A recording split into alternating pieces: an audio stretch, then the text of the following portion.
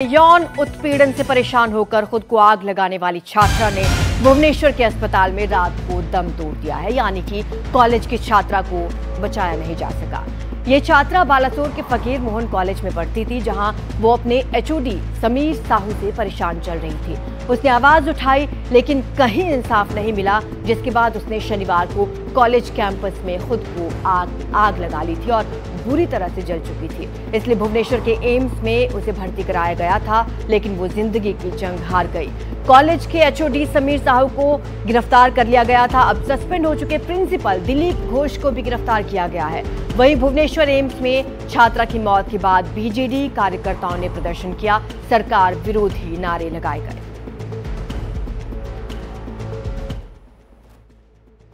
देखिए, मैंने अभी 11:45 के बाद उनके देहांत हुई है। इस खबर के बाद तुरंत हम लोग सब आके उनके परिवार लोगों से, डॉक्टर से, सबसे मिले हैं। साथ में मेरे विधायकगण भी हैं। और बड़ी दुखद की घटना है कि हम लोग सब उनको, डॉक्टर लोगों ने 3 दिन से जी तोड़ मेहनत कर रहे थे।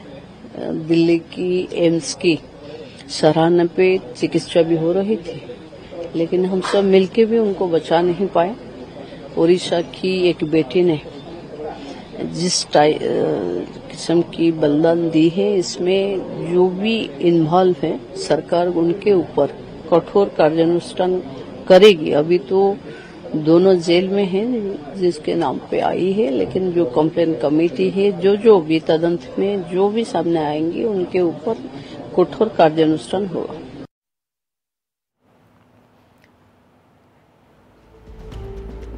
तो जिंदगी की जंग हार गई है छात्रा। आपको बता दें, 20 साल की थी ये छात्रा जिसकी मौत हो गई है। इसने आत्मदाह की कोशिश की थी, जिसके बाद एम्स भुवनेश्वर में भर्ती कराया गया था। बालासोर से भुवनेश्वर लाई गई छात्रा। आपको बता दें कि एचओडी पर आरोप लगाए गए थे, जिसके बाद जब इंसाफ नहीं मिला तो खुद को आग के हवाले कर लिया। बुरी तरह से जल चुकी थी छात्रा। सोमवार रात करीब 11:15 बजे छात्रा ने दम तोड़ दिया। आपको बता दें कि आज पोस्टमार्टम होगा। बालासोर के फकीर मोहन कॉलेज की छात्रा थी ये, जिसने अपने एचओडी पर आरोप लगाए थे। छात्रा के एचओडी समीर साहू पर गंभीर आरोप है। उसे पहले ही गिरफ्तार कर लिया गया था। छात्रा को प्रताड़ित किया करता था एचओडी। प्रिंसिपल से भी शिकायत की गई थी, लेकिन इंसाफ नहीं मिला था।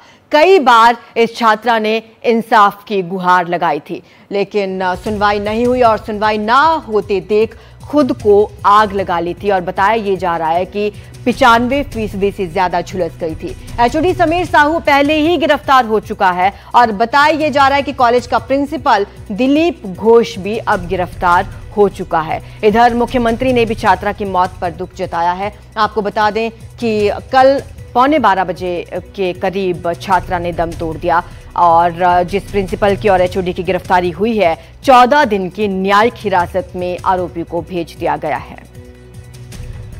तो चलिए, अब आपको 2 तस्वीरें हम दिखा रहे हैं। पहली तस्वीर में आप देख सकते हैं, ये छात्रा ने आत्मदाह की कोशिश की थी, जिसके बाद किसी तरह से तुरंत अस्पताल में भर्ती कराया गया था। और दूसरी तस्वीर में बीजेडी और कांग्रेस प्रदर्शन कर रहे हैं। छात्रा की मौत के बाद इन्होंने प्रदर्शन तेज किया है और सरकार विरोधी नारे लगाए जा रहे हैं। 2 तस्वीरें आपकी स्क्रीन पर हैं, लेकिन ये दुखद खबर आ रही है भुवनेश्वर से, जहां पर छात्रा ने दम तोड़ दिया। भुवनेश्वर एम्स में भर्ती कराया गया था, लेकिन छात्रा को बचाया नहीं जा सका है।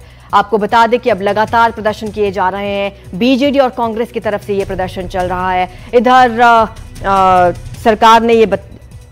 सरकार ये दावा कर रही है कि आरोपियों को बख्शा नहीं जाएगा। तो आपको एक बार टाइमलाइन हम बता देते हैं कि ये मामला दरअसल है क्या। 30 जून को पुलिस में शिकायत दर्ज कराई गई। 12 दिन तक कोई कार्रवाई इसके शिकायत पर नहीं हुई। फिर 12 जुलाई को छात्रा ने खुद को आग के हवाले कर लिया। 12 जुलाई को ही इस पूरे इंसिडेंट के बाद छात्रा को एम्स भुवनेश्वर में भर्ती कराया गया और 12 जुलाई को जिस दिन आत्मदाह की कोशिश की गई, उसी दिन आरोपी एचओडी को गिरफ्तार कर लिया गया, जिसके बाद 14 जुलाई को प्रिंसिपल की भी गिरफ्तारी हो जाती है। लेकिन 3 दिन जिंदगी और मौत के बीच जंग लड़ते लड़ते आखिरकार जिंदगी की जंग हार गई और 14 जुलाई रात को 11:46 पर छात्रा की दुखद मौत हो गई है। आपको बता दें कि परिजन लगातार न्याय की गुहार लगा रहे हैं। ये दो तस्वीरें आप देख रहे हैं। पहली तस्वीर कॉलेज परिसर में ही आत्मदाह की जब कोशिश की गई, किसी तरीके से छात्रा को बचाने की कोशिश हुई और हॉस्पिटल में भर्ती कराया गया, लेकिन छात्रा को बचाया नहीं जा सका है। हमारे सहयोगी रत्नदीप चौधरी हमें इस मामले में ज्यादा जानकारी देंगे। रत्नदीप, दुखद खबर है ये, आज क्या अपडेट इस मामले में रहेगा? पोस्टमार्टम रिपोर्ट पहले आएगी, पोस्टमार्टम के बाद कहां पर फिर अंतिम संस्कार किया जाएगा? देखिए, बहुत दुखद घटना है क्योंकि पिछले 3 दिनों से एम्स भुवनेश्वर में अपनी उनकी जान बचाने की बहुत कोशिश की गई, मगर जिस तरह से 95% तक बर्न इंजरीज थी, इंटरनल ऑर्गन्स में बहुत क्षति पहुंची थी, तो उनको रिवाइव नहीं कर पाए।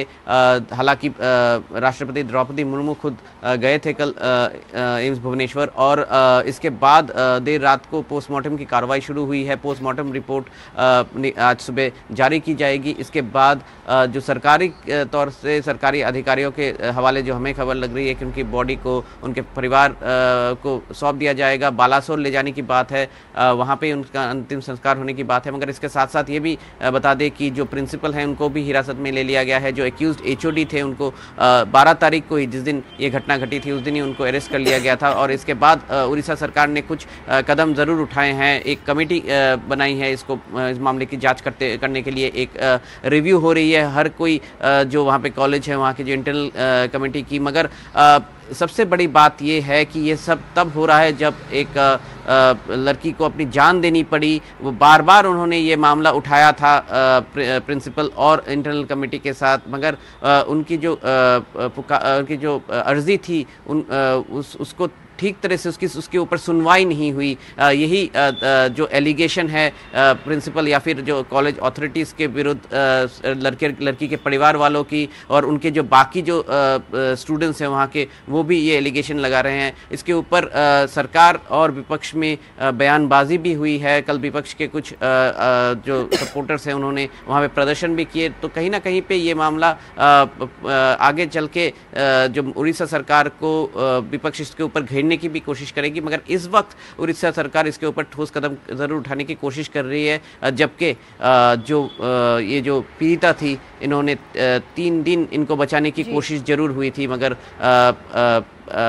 अंत में छात्रा की मौत हो गई। शुक्रिया आपका रत्नदीप इस तमाम जानकारी के लिए।